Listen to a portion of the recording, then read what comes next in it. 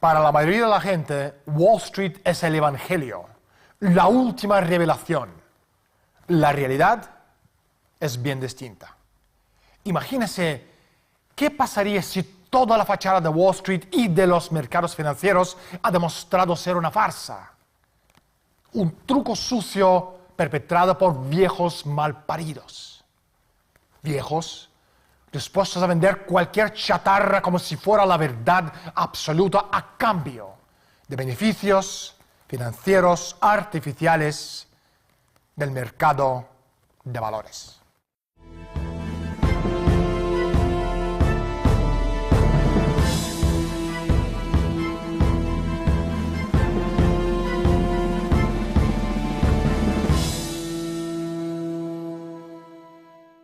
Si bien el origen de este sistema financiero se remonta siglos atrás, la crisis actual se remonta a la época inmediatamente después de la Segunda Guerra Mundial, cuando el Imperio Británico se dispuso a recuperar su poder mediante la creación de un sistema financiero global. El capo de este esfuerzo fue el grupo Interalfa de Lord Jacob Rothschild y de sus co-conspiradores en la ciudad de Londres y Wall Street. Son ellos que crearon una burbuja financiera mundial que ahora ha estallado en nuestras caras. Los bancos están en quiebra, como también han sido dañados las naciones que han tratado de rescatar a los bancos. El viejo sistema financiero ha terminado y la lucha es sobre lo que va a renacer de las cenizas de este descalabro financiero mundial. ¿Quién está por detrás? ¿Y qué se puede hacer para remediarlo? ¿Cuál es el objetivo final de esta pandilla? ¿Qué papel juega el Imperio Británico en el desplome financiero?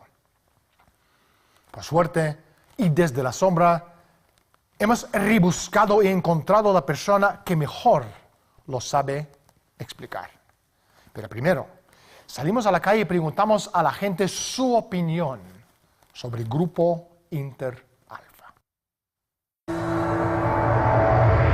La improvisación en la medida de gobierno. ¿Qué crisis financiera? Los especuladores de bolsa, en fin, las grandes financieras. Digamos que podría ser Zapatero. Pues los bancos y los políticos. Supongo que la mala gestión de los gobiernos, tanto de América como aquí en Europa, de Alemania. Pero vamos, la economía mundial y el bienestar global no le importa a nadie. El Fondo Monetario es una entidad que le presta a todos sus miembros. ¿Fondo Monetario? ¿Qué es Fondo Monetario? ¿Es local en España? ¿O? Son profesionales de su propio interés. Creo que a nada práctico ni a nada productivo. ¿El Fondo Monetario? Yo creo que es donde se guarda todo el dinero del mundo. ¿Dónde están las monedas? Sí.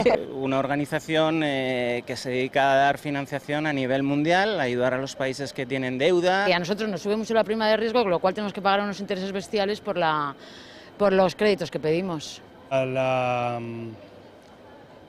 Estoy muy mal.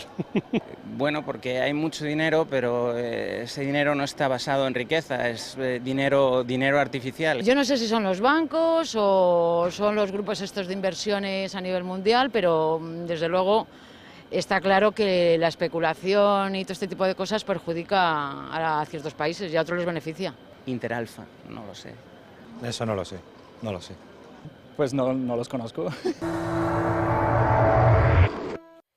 John, para ti, Grupo Interalfa es una pieza clave de la construcción de la burbuja financiera global. Pero antes, ¿quiénes son exactamente y por qué existen? Es una unidad para la guerra financiera de la oligarquía financiera europea. Es un conjunto de actualmente 11 bancos, el Royal Bank of Scotland, el Banco de Santander, ING, Intesa Sanpaolo y algunos más. Este grupo cuenta con un banco en los principales países europeos de la zona euro, incluyendo Gran Bretaña. Fue una manera de crear la banca unificada europea para preparar la creación de cosas como el euro. Fue la construcción de una base financiera en Europa gracias en gran parte a los petrodólares, para lanzar la globalización, lo que hoy llamamos globalización como una manera de transformar el mundo mediante la construcción de esa burbuja financiera gigante. Fue un acto de guerra financiera contra la población del mundo. Para lograr su objetivo, primero construyeron su aparato bancario en la Europa de la posguerra de la Segunda Guerra Mundial. Sin embargo, era en realidad un retorno al modelo imperial que existía antes de la Revolución Americana. La planificación de esta nueva Europa comenzó incluso antes de que cesaron los combates en la guerra y condujo a la creación de la Comunidad Europea de Carbón y del Acero en 1951 y a la formación de la Comunidad Económica Europea en 1957 en los pasos iniciales hacia la Unión Europea de hoy y su moneda supranacional, el euro. John, ¿cuándo se creó Grupo Oriental Alfa? Empezaron en 1971 y diferentes bancos de diferentes países se unieron al grupo y todos esos países se integraron en la Unión. Permitieron la entrada de la banca extranjera. Es parte del proceso que se inició con el Tratado de Roma y la Comunidad Europea del Carbón y del Acero. Ese fue el principio del proceso que ha llevado al euro. Se trata de una jugada oligárquica para unificar el sistema bancario europeo y hacerlo responsable ante el sistema bancario estadounidense. Es básicamente una manera de reconstruir el Imperio Británico después de la Segunda Guerra Mundial. Siempre que entendamos que el Imperio Británico es algo que emigró desde Europa a Gran Bretaña y no algo que se formó en Gran Bretaña y se fue a Europa. Con estas medidas, hacia la eliminación de la soberanía nacional, el imperio comenzó el proceso de construcción de un sistema financiero europeo sin fronteras. En rápida sucesión vino el desarrollo de los mercados de eurobonos y eurodólares, tanto como los bancos de consorcio. Estos bancos fueron los sindicatos o empresas conjuntas, joint ventures, en su mayoría con sede en Londres, que unieron los bancos británicos con los bancos con sede en Europa, Asia y las Américas. Estos bancos fueron diseñados para flanquear las regulaciones bancarias nacionales y como tales representaron el inicio de la globalización, es decir, imperialización de las finanzas. John, tú acabas de mencionar el Imperio Británico. ¿Sigue existiendo tal imperio? Te pregunto porque para la mayoría de la gente el Imperio Británico dejó de existir tras la Primera Guerra Mundial. Eso es lo que surge cuando empiezas a fijarte en el grupo Interalfa. Porque el Imperio Británico dejó de existir oficialmente de nombre cuando se lo cambiaron por el de Commonwealth. Pero lo que pasó fue que dejaron de dirigir las colonias abiertamente para controlar las cosas mediante el control financiero y comercial. Por tanto, la Commonwealth británica es el Imperio Británico, pero el Imperio Británico va mucho más lejos, porque este sistema global, que incluye cosas como Wall Street y Frankfurt, París y todos los principales centros financieros como Suiza, es el Imperio Británico hoy en día. No se le da ese nombre. Fingimos que no existe, que el Imperio Británico es cosa del pasado. Pero de hecho es muy real, y si nos fijamos en todas las maniobras actuales y en las 60 quiebras financieras de 2008, veremos que la operatividad del Imperio Británico sigue siendo muy fuerte. El imperio no es un rey ni una reina sentado en un trono chapado en oro. Los imperios están por encima de los reyes. Son un sistema de control. Lo controlan todo por medio de un sistema monetario internacional controlado por banqueros internacionales. La globalización no es nada más que una forma nueva del imperio. Es la eliminación de la nación-estado es la eliminación de la libertad y es la eliminación de los derechos. John, ¿qué vínculo hay entre el Imperio Británico y el grupo Interalfa? El grupo Interalfa fue formado por un grupo de bancos privados. Y en el contexto europeo, los bancos privados representan a individuos muy ricos. Estos bancos son los bancos que representan los fondos de la vieja oligarquía europea. Londres es el centro operativo de este imperio. No es que la oligarquía en sí esté radicada en Londres, sino que opera desde Londres. Por eso se la llama el Imperio Británico, pero se le puede también llamar Imperio Liberal Anglo-Holandés, como le han llamado otros. Esta estructura se instaló en Londres como centro operativo, convirtiendo a Londres en el centro financiero mundial del comercio derivado y otras cosas. Eso es lo que controla la economía global. Esto es lo que se convirtió en la burbuja gigante. La operación fue dirigida por Jacob Rothschild. La banca Rothschild, desde su creación en Frankfurt a finales de 1700, ha sido una operación de Venecia. Uno de sus primeros patrocinadores fue la familia Zurnund Taxis de Bavaria, los controladores de la inteligencia veneciana y una de las familias más importantes del imperio de los Habsburgos de Austria. Esta conexión veneciana es la verdadera fuerza y fuente de la legendaria red de inteligencia Rothschild, así como la fuente del poder económico de esa familia. John, hablando del grupo Interalfa y del Imperio Británico, ¿tendrán un objetivo esa gente? ¿Una recompensa por tanta maldad? Su objetivo es destruir los estados nacionales y conseguir que el imperio recupere el mundo que había perdido. Hay que pensar que tras la Segunda Guerra Mundial, Europa estaba mayoritariamente en ruinas y el Imperio Británico estaba en gran parte destruido. Los Estados Unidos eran el país más poderoso de la Tierra.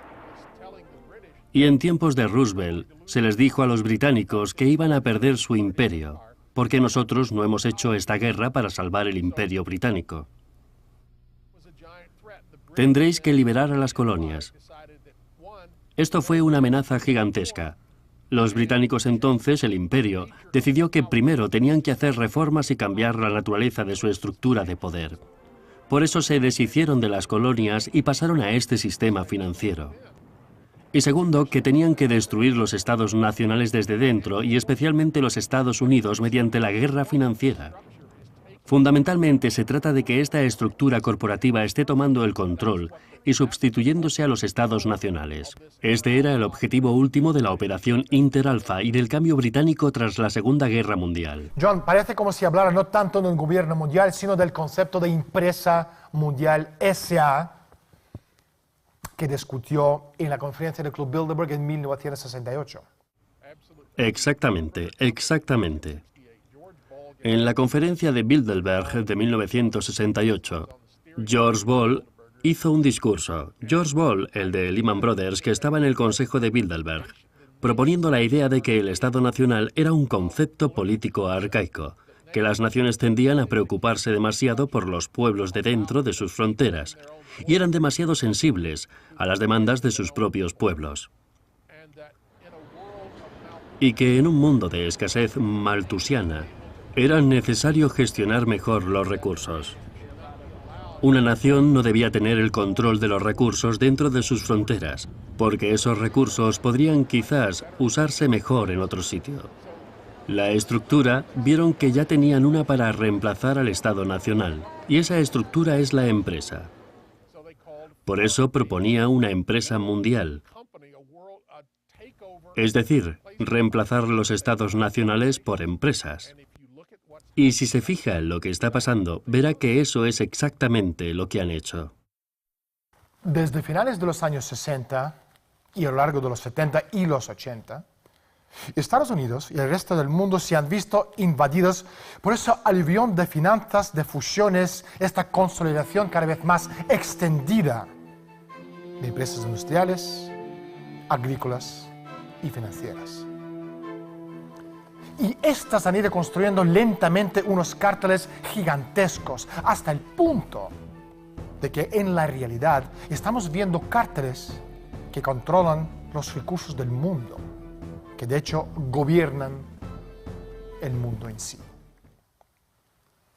Tenemos a los banqueros que dirigen las empresas, los cárteles de empresas y los cárteles que controlan las necesidades de la vida y que son más poderosos que las mismísimas naciones.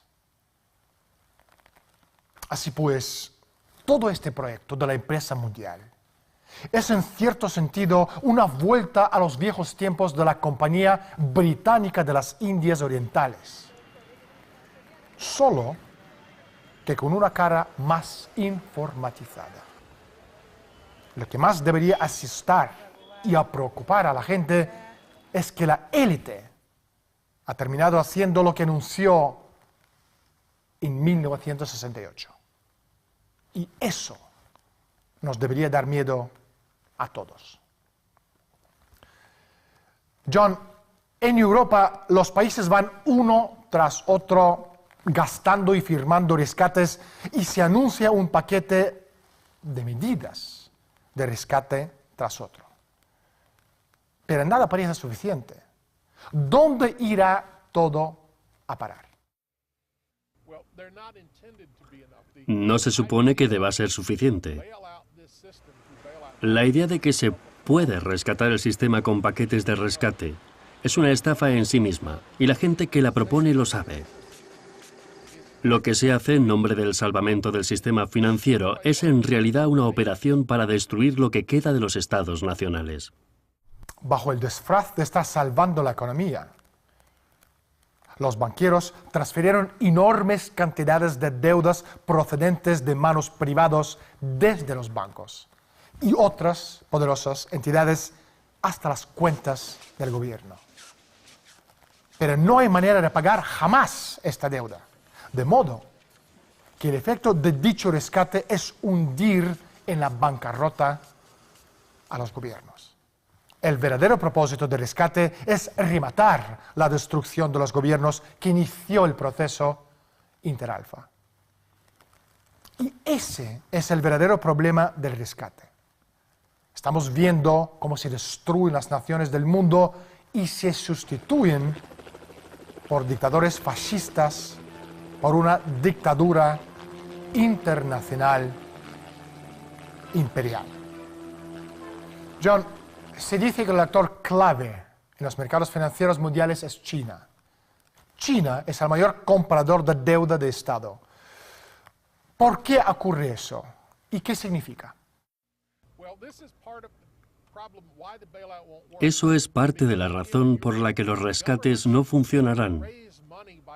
Porque si los estados hacen dinero vendiendo bonos en los mercados financieros para conseguir dinero para rescatar a esos mercados financieros, se arma un sistema circular cerrado que no se puede rescatar a sí mismo. Hemos llegado a un punto en que China no ha parado de repetir que los Estados Unidos están devaluando el dólar, lo cual es absurdo, que tienen que dejar de hacerlo. Y nosotros respondemos diciendo, bueno, lo mantendremos alto, pero solo nos quedan los bonos de garantía federal y puede que nadie los quiera. En un mundo en el que todos están en bancarrota, realmente nadie va a comprar eso. Así que empiezas a comprarlos tú mismo, lo que básicamente es como jugar al trile. Es un sistema de la fase final de la muerte del sistema. Cuando los bancos centrales empiezan a comprar bonos del Estado, es decir, que el Estado está comprando sus propios bonos, es el final, la señal de que se terminó la partida. Y de hecho estamos entrando en una fase de cambio, en la que vamos a ver algo diferente, es decir, un dramático desmantelamiento de los estados en beneficio de la horda bancaria. John, muerte del sistema, derrumbe sistémico. Son expresiones que dan miedo. ¿Qué significan? ¿A dónde lleva todo esto al mundo en el día de hoy? Si esto ocurre realmente, si el tinglado se desploma, imagínese levantarse mañana por la mañana con los bancos cerrados. Dado que todo funciona sobre la base del crédito en la economía, si los bancos cierran por algún tipo de acción estatal de emergencia, entonces todo cierra. No puedes rellenar talones, no puedes usar la tarjeta de crédito. El almacén no puede recibir los suministros de comida. Si no puedes conseguir gasolina, todo el sistema de producción y distribución se detiene. No hay crédito, no hay sistema bancario, no hay manera de pagar las cosas. Tampoco se puede tomar prestado dinero para conseguir cosas. El sistema entero se detiene. Básicamente la sociedad entera echa el cierre. Eso ocurre por reemplazar el sistema monetario por el sistema crediticio. John, ¿cuál es la diferencia entre ambos y cómo funciona el sistema crediticio? El sistema monetario es la creación de esta oligarquía financiera. Es la forma en que han operado durante siglos. La idea es, nosotros controlamos el dinero, controlamos el precio del dinero, controlamos la disponibilidad del dinero y, por lo tanto, te controlamos a ti. Y utilizamos nuestro control del dinero para manipular y controlar el mundo. Este es el sistema del Imperio Británico. Es el sistema que Alexander Hamilton desafió cuando se formaron los Estados Unidos, al inventarse el sistema crediticio estadounidense. Lo que dijo Hamilton fue: no os vamos a pedir dinero a vosotros. Somos un país soberano. Nosotros creamos nuestro propio dinero. Inventaremos el crédito y lo pondremos a funcionar en la economía con el objetivo de incrementar la productividad de nuestro pueblo. Financiaremos proyectos de infraestructuras, manufacturas. Financiaremos cosas que incrementan la productividad del trabajo y hacen la economía más productiva y, por lo tanto, más rica. El sistema monetario es un instrumento de control que básicamente trata a la humanidad como si fuera ganado.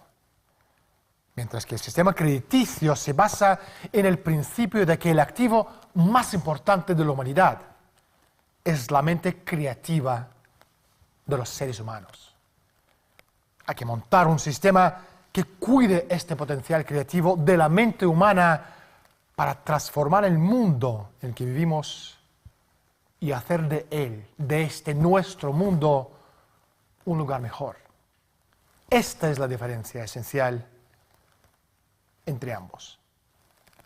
John, una última pregunta. Estamos hablando de reorganizar el sistema financiero eliminando los derivados. Así que supongo la pregunta final adecuada sería: ¿podemos salvar el mundo? Sí, se puede salvar el mundo. Porque tenemos el potencial. Fíjese lo que acaban de hacer los Estados Unidos enviando ese vehículo a Marte. Esto es un ejemplo de lo que la humanidad puede hacer. Fíjese en nuestra capacidad para transformar el entorno en el que vivimos. Construimos redes de transporte y redes de energía para lograr grandes hazañas científicas. Nuestro dominio del universo, nuestra capacidad para controlar lo que nos rodea, crece cuando optimizamos nuestro propio potencial creativo, es decir, cuando se educa a la gente. Así que hemos pasado de el hombre no puede volar a gente volando, y a el hombre en la luna en poco más de 60 años. John, no hay tiempo para más. Muchísimas gracias por estar con nosotros y un fuerte abrazo. Muchas gracias, Daniel. Lo he pasado bien. Nos vemos pronto. La violación actual del Estado de Grecia, España y pronto Italia es un paso más en el llamado desplome financiero mundial.